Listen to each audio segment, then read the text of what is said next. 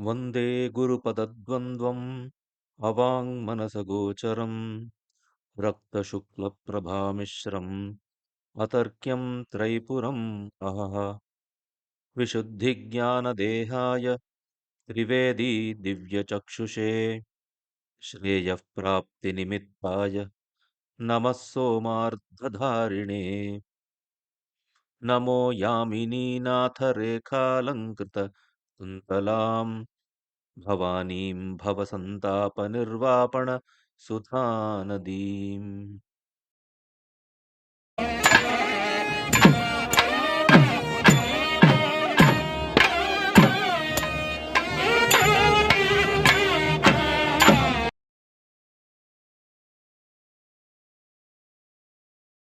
The last sutra that we have seen is Eka Guru Rupastihi Asamshayaha.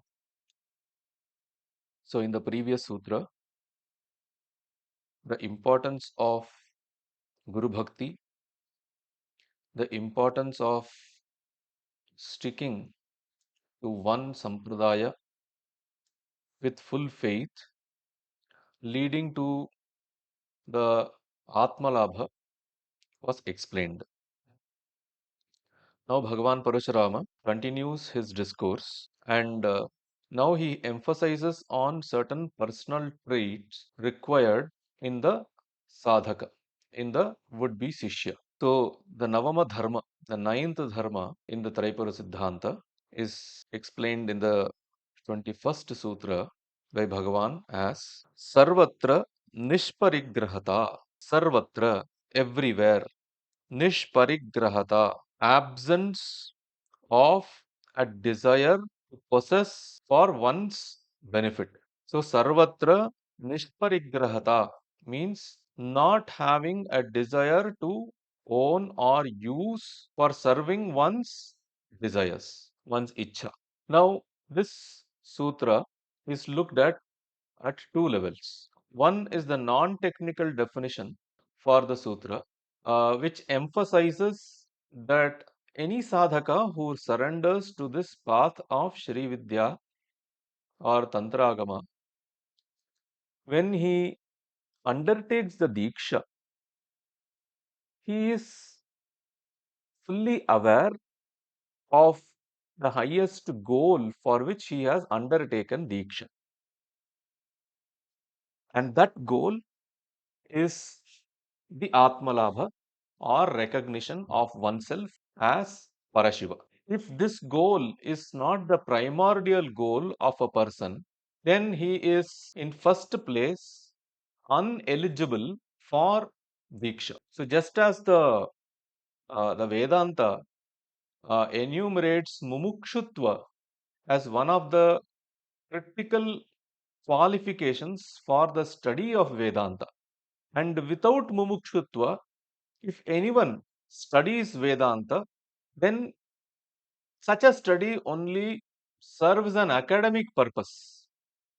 It does not bring about the change. It does not bring about the transformation. Similarly, the Diksha is that which is the flow or which opens the floodgates of the Anugraha of Shakti. And such being the process, and if the Guru is competent and belongs to a very noble sampradaya or a tradition, a very well learned Guru, and if from such a Guru a person seeks Diksha, then he should only seek that with an intent for realizing himself as Parashiva, and that too within this Janma. So, when that is the qualification of a Sishya,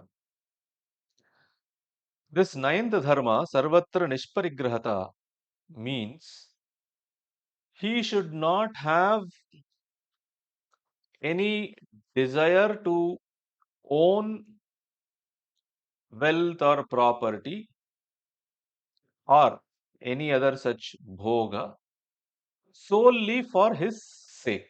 So, the point to be remembered and clarified here is that the Srividya Marga belonging to Tantra Agama Sampradaya is not a Nivritti Marga. So, which means that it does not ask you to give up your worldly duties or dharma.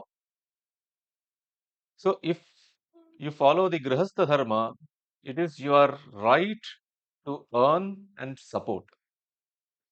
Now, the point which is being made in this sutra is the if the earnings, etc., is directed towards the dharma, uh, to the dharmic activities, then there is nothing wrong in it.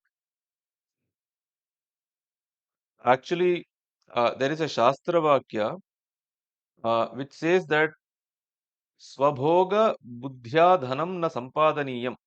One should not earn for one's own bhoga.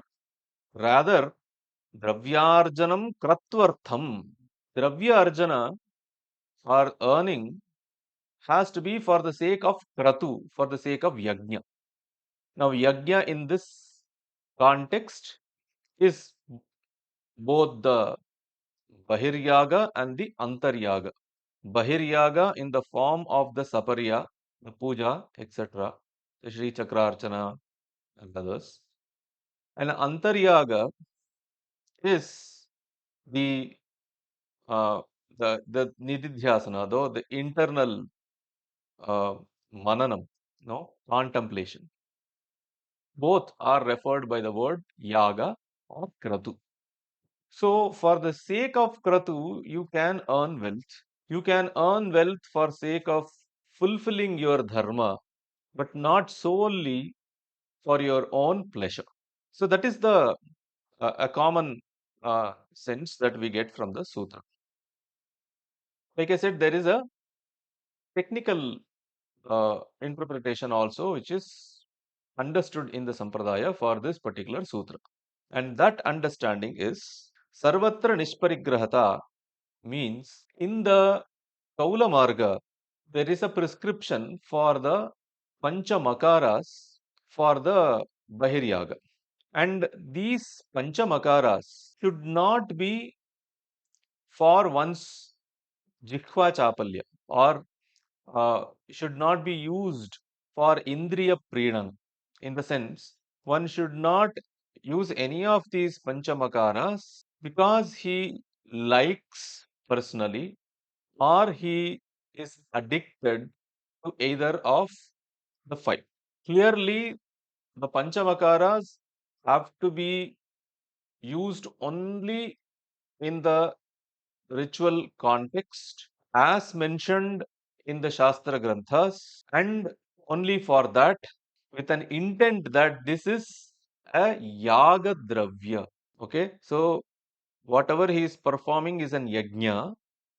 We will be seeing um, another sutra by Bhagavan, wherein he beautifully internalizes this concept of yajna. So all the Panchamakaras are for the yajna, and therefore it operates within the rules of the yajna. So only for that the Panchamakaras should be used, not for one's own Indriya Pridana. Okay, just to satisfy his senses and others. So, sarvatra niṣparigrahataḥ. So, one should have it everywhere and more so in the Panchamakaras. In the Sampradayas, where Panchamakaras are pratyaksha, this is very, very important. Um, in other Sampradayas, where Pratinidhi Dravyas are used, there also one should remember the Pratinidhi Dravyas will do exactly what the Panchamakaras originally will do. So there also one has to have this idea that this is an yajna and this is an ahuti in the yajna. This is part and parcel of the yajna. So this intention, this bhavana is very, very important. And to stress on that, this particular sutra is advised or given by Bhagavan Parashurama, Sarvatra niṣparigrahataḥ. Then we move on to the 10th dharma. Bhagavan says, phalaṃ tyaktvā karma karanam. It's very simple sutra to understand. Phalam tyaktvā karma karanam. Karma karanam. One should perform activity. Phalam tyaktvā, by giving up the result. Now, giving up the result means by giving up or not being attached to the results which the karma would generate. Because you cannot give up the result as such. Because the karma and the phala are concomitantly related. So the sutra is only emphasizing that one has to give up the phala vishayini iccha, the desire to have the result. So the motivation behind the action should be not the phala. The motivation behind the action has to be something higher. Higher in the sense, either it is done because it is dictated by the Shastra, or if it is advised by one's Guru or Guru Sampradaya, or you do certain things for the sake of Ishvara Preeti, for the sake of the pleasure of the Devata. So, not being induced by any phala, any result when we perform the actions. It is very close or very similar to what Bhagavan in Bhagavad Gita advises when he says, Yascha karma phalatyagi satyagi tyabidhiyate tesham jnani nityayuktaha ekabhaktihi visishyate. See, the context is Bhagavan says previously in the in a shloka, Chaturvidhaha bhajante mam janaha sukrutinorjana arto jignasuhu artharthi jnani cha bharatarshabha. So he defines that there are four types of people who come to me. O Arjuna, Chaturvidaha, people are of four kinds who come to me. Who come to me in the sense who do my bhakti, or uh, who are attached to me. The first, Artaha, one who is in suffering. Since he wants to get rid of the suffering, he seeks divine intervention and takes upon the Devata Aradhana.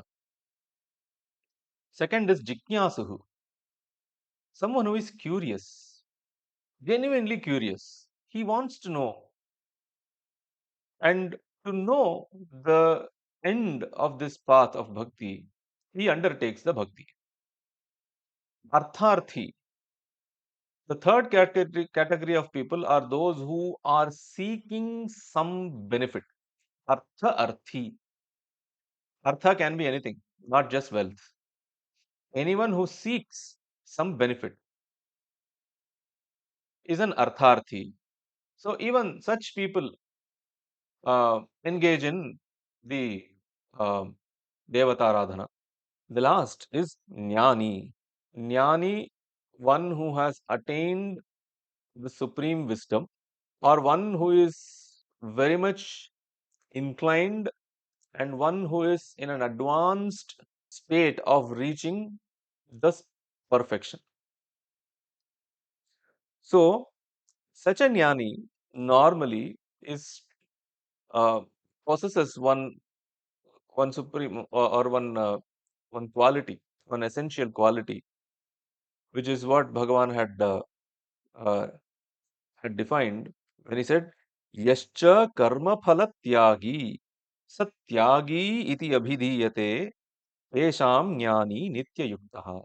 The jnani is someone who has given up attachment to the results of the action.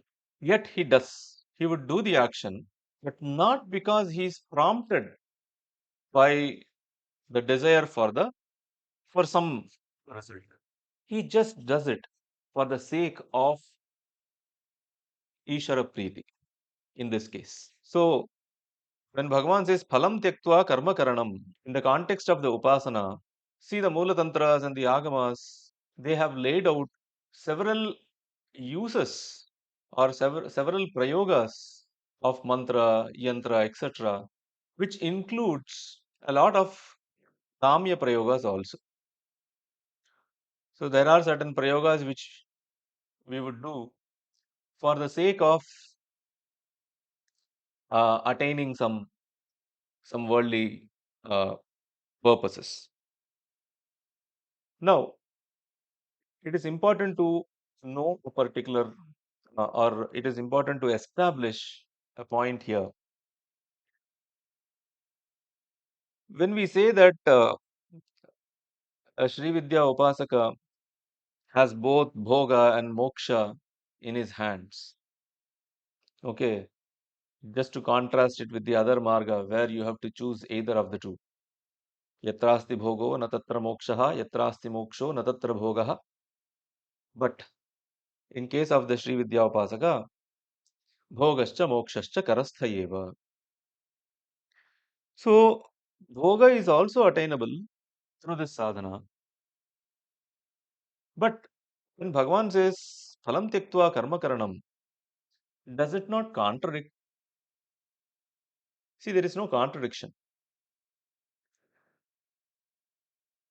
Though adiksha is attained for the sake of the highest benefit, in the course of worldly uh, journey, one may have certain requirement for which, instead of seeking some other course of action to get it fulfilled, since he has surrendered completely to the marga, to the upasana marga, to the devata, he seeks it from the devata directly. And once that is fulfilled, he progresses with his sadhana. In such cases, there is no lobha, there is no greed, there is no selfishness, and this does not disrupt his pursuit of self realization. Whereas, if the Shishya is not qualified and he wants to use the various mantras and the prayogas for only the worldly benefit, then this sutra is a kind of a warning to such people. It says that phalam tyaktvā karma karanam.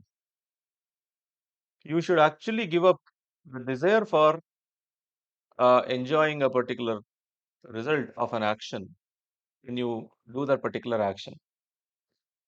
And if your intent behind the entire pursuit of the sadhana itself is benefits, then you are not going to reap the benefits of of the sadhana fully.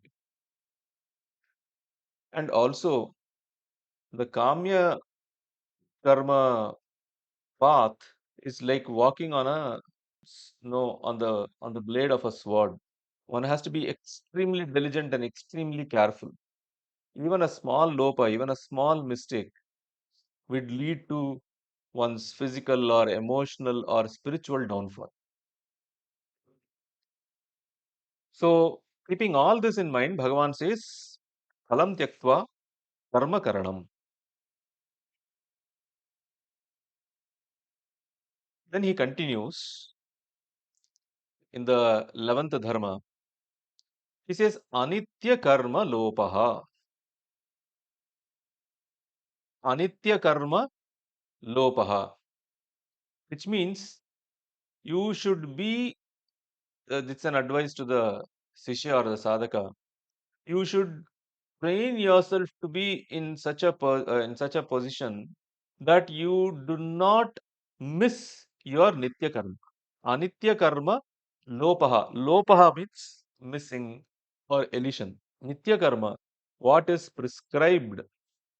So it will depend for uh, the various levels of um, the sadhaka, for various sampradaya. So one has to learn from one Sri Guru or from the elders um, of their own sampradaya as to what is the nitya karma or what is the daily practice? Because uh, in the Kalpa Sutra, Bhagavan has very clearly laid out what we need to do right from the time you open your eyelids in the morning till you go to bed. Every activity in the sequence is listed. But it is good to learn it properly from Sri Guru Sampradaya as to what the Nitya Karma is. And coming back to the sutra, it is Nitya Karma Lopaha Na Bhuyat. One should not miss the Nitya Karma. See, we have heard many people say that, oh, I'm working here, I'm working something, and I'm busy. I don't have time to do all these prescribed activities. To all those who say this, I have only the following to reply. If that is the case, then you should not have entered this marga at all. This is not for time pass. This is not for non-serious seekers. Only after getting completely convinced on the efficacy, you have to enter this path, know what is required out of you, and then dedicate yourself. That is why all these rules and regulations are given by Bhagavan even before the Diksha. That is why uh, um, this Tripura Siddhanta Kathanam, okay, in the sequence of the text, comes before the description of the Diksha Vidhi. So you should know that these are all the expectations. If you feel it can be fulfilled, then kindly undertake this path. Or else, there are simpler methods which will actually help you prepare yourself to become a proper Dikshita later on. So, Anitya Karma Lopa. So, it means that you you should actually be making excuses for doing the action or doing your Nitya Karma rather than making excuses for not doing the Nitya Karma. I was having headache. So instead of 108 japa, I was able to do only around 30 japas. This is fine. I was having headache, therefore I did not do my japa. This is not acceptable. So uh, this attitude one has to cultivate, and after that, Bhagavan moves on to a very important sutra in the context of the Nitya Karma. He says, Mapanchaka labhe api nitya krama pratyavamrishtihi. Sorry, Mapanchaka alabhe api nitya-krama pratyavamrishtihi. Mapanchaka alabhe. See, amongst the several other nitya karmas, the Sri Chakra Archana is also a nitya karma. So it is not something that you can do once a year or once a month or only in the Panchaparvas. Those are the special occasions. They are the Visesha Parva. But Chakra Archana is a nitya vidhi. And for Chakra Archana, this Panchamakara, okay, is used or is prescribed in the Kaula Shastra. Now Bhagavan understands the difficulty and he makes it out. He says, Mapanchaka alabhe api. For your Nitya Karma, even if you don't get the Panchamakaras, still you should not give up performing the Nitya Karma, but you should do it with the Pratinidhi Dravya. So if you are finding it difficult uh, to use the Panchamakaras on a daily basis for many reasons, then it is okay to substitute that with the Pratinidhi Dravya and carry on with the Nitya Karma. But Nitya Karma should not stop because that's what the previous sutra had advised, Anitya Karma Lopaha. Whereas special occasions, okay, like the Panchaparvas and others, during that occasion, one should use the the Panchamakaras as directed by one's Guru Sampradaya. So, whatever is followed in the Guru Sampradaya, I am emphasizing this, whatever is in practice, whatever Sri Guru advises, that is the path to be taken by the Sishya. And there are substitutes for the Panchamakaras, and when we uh, go into detail of the other uh, Nitya Karma activities, there are substitutes for them as well. So one should ensure that he uses at least the substitute whenever he is unable to follow uh, the, the the original or the proper procedure laid down. But never should he miss performing the Nitya Karma. So, mapanchaka alabhe api, even if Panchamakaras are not available, the Nitya Krama, okay, whatever is that Nitya Puja and others, Pratyava Mrishti. Pratyava Mrishti means its Anusthana should be done. So, Nitya Karma Anushtanam Kartavyameva. Okay, so that is the point. Then the 12th Upadesha, Nirbhayata Sarvatra. What does Bhagavan mean by Nirbhayata Sarvatra? Be fearless everywhere. What does it mean? He is not trying to uh, give you a false sense of heroism. But what he means by Nirbhayata Sarvatra is in performance of one's Anusthana as dictated by one's Guru Sampradaya, one should not really care for the opinions of others. So, just because he fears certain opinions, because mm, it has been there from the olden times and more so now because of incorrect understanding. The moment we see someone, especially in their younger ages, performing the sadhana, they fear that this person is now going to renunciate the world. He is going to become a sadhu or sannyasi or a baba. Now, this is a kind of uh, a stigma based on improper understanding, which is a result of a long period of colonial influence, which has changed the lifestyle of all the Bharatiyas, all the Indians.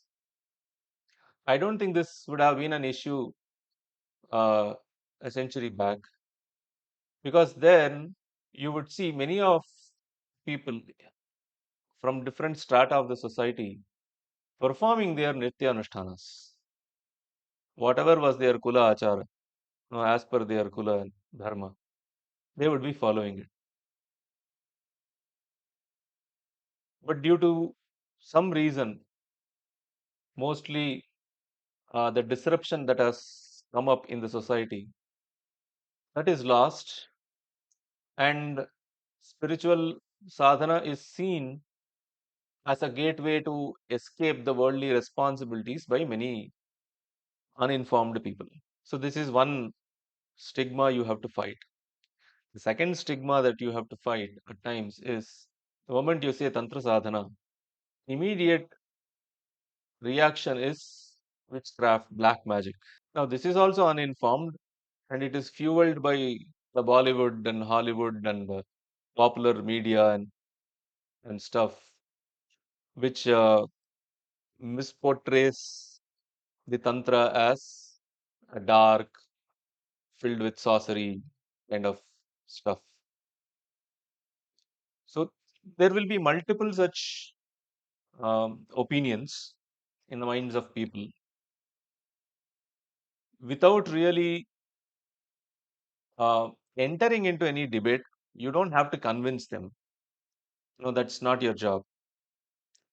There is a sutra which has already spoken about it, that you are not entrusted with the responsibility of going and convincing others about the efficacy of the tantra sadhana. But at the same time, you can politely choose to ignore, and with the faith on sampradaya and guru vakya, because sampradaya vishwasabhyam siddhi, you continue. So you ignore. You don't have to be afraid of pursuing your swadharma after the diksha, because there will be some difference in your lifestyle before and after the diksha. So one has to stay bold, one has to stay strong in this path. So that is what Bhagavan says. Nirbhayata sarvatra. See how he is taking into consideration so many angles before the sadhaka takes up diksha. No, he is addressing certain issues from the physical level. He is addressing certain issues that he will encounter within himself, mentally and emotionally, and certain circumstances which he'll encounter living in a society. All this, how you need to tackle everything, is given by Bhagavan. That is why it's like Parashurama Kalpa Sutra are considered to be the torch bearers of wisdom, because they come uh, from from Bhagavan Parashurama himself, who had learnt it from Guru Dattatreya, and uh, who has learnt it also, who had his learning or his Vidya Abhyasa from Sri Srikanta Rudra or Shiva himself.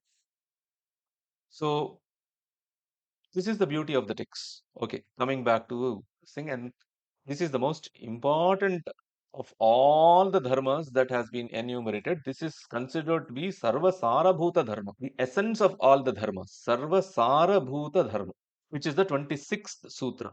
So the 26th sutra, it's a pretty long one, but we'll look into the sutra uh, segment by segment. The sutra says, Sarvam Vedyam Havyam Indriyani Sruchaha Shaktayah Jwalaha Swatma Shivaha Pavakaha Swayameva Hota. Sarvam Vedyam Havyam. Everything that is known is the object which you will be offering as an oblation, as an ahuti. Okay? Indriyani Sruchaha. The sense organs are the, the ritualistic spoon which is used to pour the ghee into the yajna. So, Indriyani Sruchaha. Shaktayaha Jwalaha. The Jwala, the flames are the Shakti. Swatma Shivaha Pavakaha. Shiva, who is not different from the self, is the fire. Swayameva Hota. And who is the performer? Swayameva Hota. The sadhaka himself is the performer. So, this is a there is a reason why it is considered to be Sarvasarabhuta Dharma, because this sums up the entire philosophy of the Tantra Agama in a nutshell. The ultimate aim of the sadhana is to realize oneself as Parashiva. Now, this is called as Pratyabhignana. Pratyabhignan, recognizing. It's not attaining, it is recognizing. And when you recognize that, what happens is there is no difference between the one who is observing and the objects that are observed.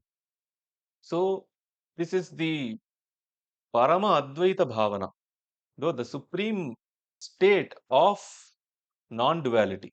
And to reach there, What is the bhavana one should practice is what is summarized in this 26th sutra when he says Sarvam Vedyam Havyam. Vedyam means the object of the cognition. For example, when I am looking at a book, I am the cognizer, the Veta, and the book is the object of my cognition. So it is Vedyam. So here Bhagavan says Sarvam Vedyam Havyam. You have to have the bhavana that all the objects which appear to be different from oneself in the act of cognition when you are in this worldly uh, activities, you have to have the bhavana that all of this is the havya. Havya means the object which is offered into the yajna. Say, for example, the ghee or the samagri or the samidha, the sticks, whatever. So it is all havya. So the beauty of this metaphor is when you offer, say, for example, ghee into the fire, the moment the ghee reaches the fire, it will become one with the fire and it will become non-different with the fire. And in this metaphor, the fire is Swatma Pavakaha Shivaha. Oneself, the Atman, who is none but Shiva, because essentially we are Shiva. It is because of the contraction or the sankocha that we have taken up by our own Swatantra Shakti. We are considering ourselves as Anu now. But the essential nature is Shivatva.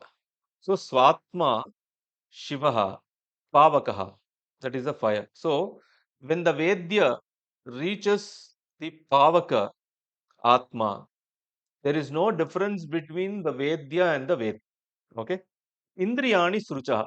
And how do we know? For example, in the example of the book, the cognition of the book, I used my perceptual sense, the sense of seeing. So my eyes or the sense of vision helped me in cognizing the book. Like this, for any cognition of external objects, we will be using one of the five sense organs, the jnanendriyas. There are some objects of internal cognition also, such as emotions and others, for which we will be using the manas. That is why manas is also considered to be an indriya. Manasasthani indriyani is what Bhagavan says in Bhagavad Gita. All the indriyas are the sruk.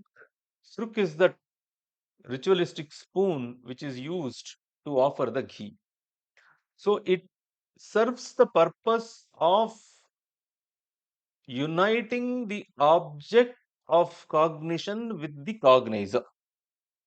Just as the sruk unites the avya such as ghee with the pavaka, okay, the fire. Similarly, the senses serve that as that medium. Shaktayaha jwalaha. See, in our system, Shiva and Shakti are abhinna. Can you differentiate fire and flames? No, right? Fire and flame is something that you cannot differentiate. You are able to see some forms, okay, to recognize that it is fire or to know that this is fire. And that form is what we call as flame. Otherwise, there is no difference between fire and the flame. Similarly, Shakti is that vimarshana, okay, the aspect of self reflection of the awareness by which the awareness is recognized. Otherwise, between Shiva and Shakti, there is an Abheda Bhavana. Okay. So, this entire sutra actually sums up the teachings of Bhavana Upanishad. Now, Bhavana Upanishad is one very important Upanishad in the Sri Vidya Sampradaya, which speaks about the Mahayaga or the Antaryaga, no, the contemplation. So, um, a must read for every serious Srividya Upasaka. It starts with Shri Guruhu Sarvakarana Bhuta Shaktihi, Tena Navarandra Rupo Dehaha, Navashakti Rupam Shri Chakram, Varahi Piturdevata, etc. And it just goes on. And uh, it uh, it makes the reference and says Nirupadhika Samvideva Kameshwaraha. Nirupadhika Samvit. That Samvit, that Chaitanya, free from any upadhi, free from any limiting adjunct. Nirupadhika Samviteva Kameshwaraha Sadanandapurnaha Swatmaiva Paradevata Lalita. And who is Lalita? Lalita is Swatma Eva. Sada Anandapurna Swatma. And Atma is same as Samvit, Chaitanyam Atma. If we take the Shiva Sutra. So there is no difference between Kameshwara and Lalita. When we are speaking of as pure awareness, we call it as Kameshwara. When it is a reflective awareness, which experiences the bliss, okay, and recognizes that bliss as oneself, it is Lalita. Sanandapurna Swatmeva Paradevata Lalita. And why is she described to be reddish in complexion? Lauhityametasya sarvasya vimarshaha. It is to drive home the point that it is the vimarshana shakti of that samvit, that reflective awareness. And it says that aham-twam, asti-nasti, kartavyam, akartavyam, upasitavyam iti vikalpanam atmani vilapanam homaha. So what is the yajna in the Sri Vidya Sampradaya? Actual yajna. Yajna is vinapanam. Vilapanam is merging. Merging all the vikalpas, all the thought constructs into oneself. Okay, where there is a complete non-difference, okay, between the seer and the seen. And what are the thought constructs or the vikalpas that we normally uh, get in the worldly experience? Aham, tvam. Okay, so this aham and tvam, the moment you say aham and tvam, it means I am different from you and you are different from me. Asti-nasti. When you say something is there, we are asserting its presence and therefore differentiating from everything which is not there. For example, when I say there is the book, okay, when I am saying that there is a book, I am also implying that this is the presence of book and absence of everything else apart from the book. So this book is not a cow, this book is not a pen, this book is not an house, etc., etc. So when I say asti, I am implying also all other nastis also. Okay, so that difference, I am bringing out that difference. Kartavyam, kartavyam. Similarly, if you say that this is the duty, then it is, you are also implying the non-duties. So all these are vikalpas. They are the thought constructs of the mind.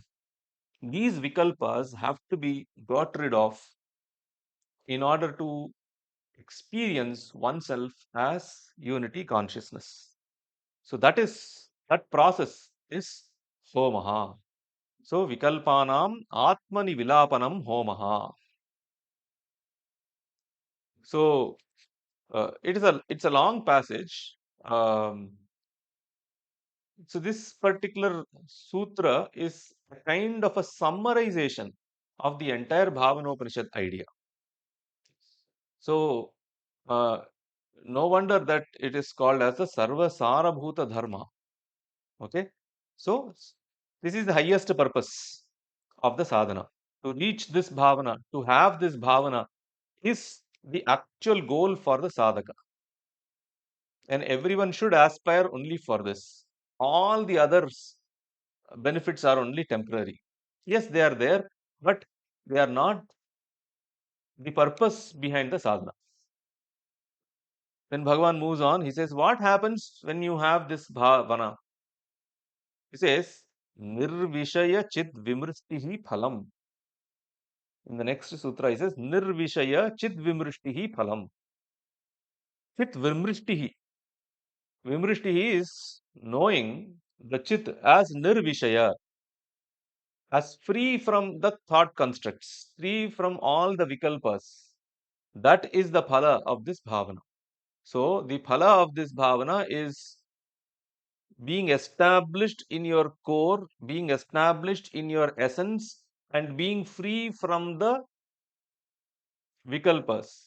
See, you will continue to experience the world, but not as something different from yourself, but as an extension of yourself.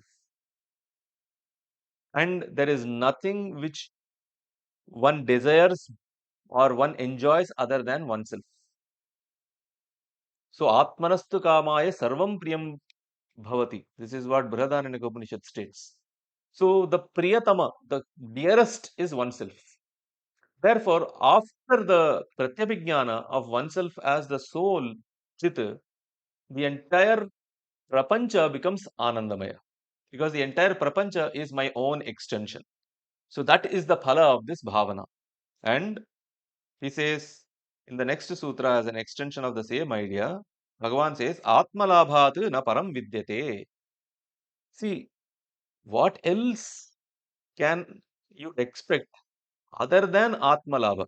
There is no other higher benefit than Atmalabha.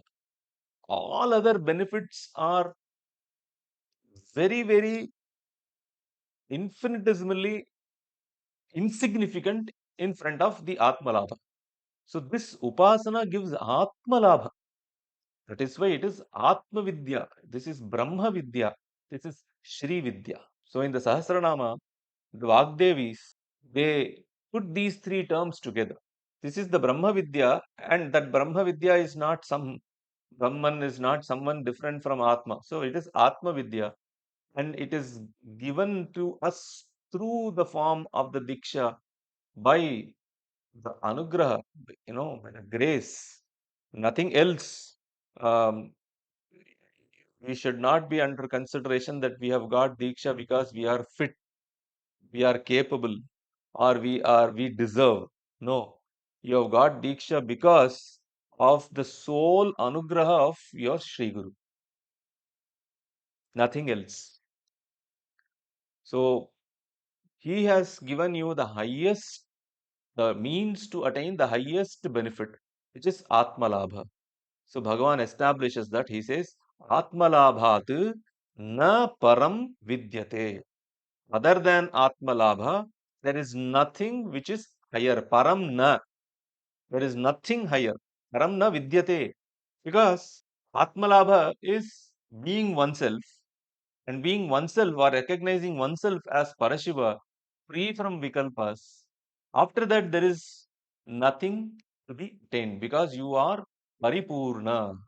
Then he concludes this discussion in the next sutra. He says, Seisha Shastra Shaili. So, whatever has been described in the few sutras above, this is the Shaili. This is the methodology adopted in this Shastra. So, what is the meaning of the Shastra here? Shastra is Panchamakaras Rupa Shastra. The Shastra which has come from the face of Lord Shiva himself, the five faces of Lord Shiva himself. Panchamakaras Rupa Shastra. Shri Malini Vijayottara Tantra, in its opening verse, it states, Jayanti Jagadananda Vipaksha Kshapana Kshamaha Paramesha Mukhodbhuta Jnana Chandra Marichaya. These fonts of wisdom have all emerged from the five mouths or the five faces of Sri Parameshwara himself as Sadashiva. And what do? They vipaksha kshapana kshamaha. They remove all the distorted ignorance and bestow Jagadananda, the bliss, the highest bliss. So this is the Shastra, and Bhagavan Parashurama has given the Traipura Siddhanta as an essence of the Tantra Agama Shastra.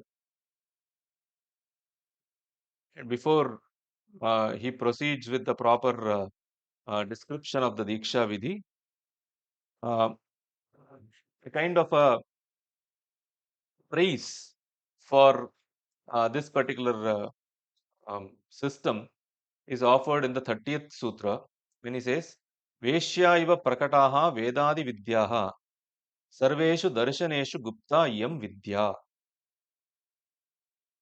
So, when we hear this sutra, one should not understand that the Tantra Agama is in opposition to the Vedas.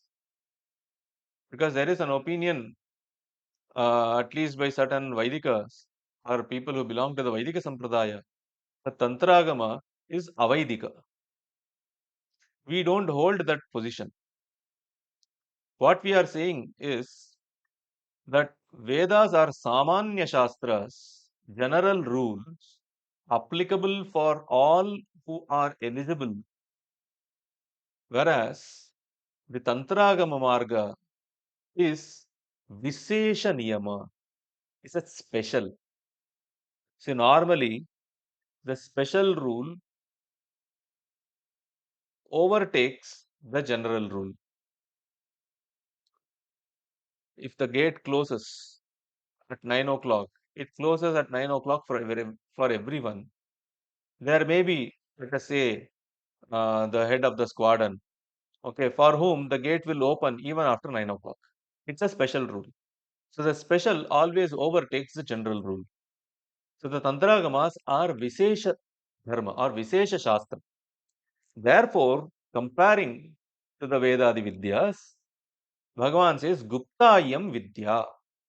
Not only that, it is Gupta. You cannot go and demand as a matter of right from one's guru the Upadesha. Whereas, say for example, the Vedadi Vidyas, you can demand it as a matter of right. If you are born a Traivarnika, then you can demand the Upanayana as a samskara, as a matter of right. Because I am born a Traivarnika, I have the right on Upanayana. If I have been entrusted with the Yajnopavita, the sacred thread, then I am entitled to study the Veda. You can demand as a matter of right, but here it is not. So we say it is Guptayam Vidya. Sarveshu darshaneshu Guptayam Vidya.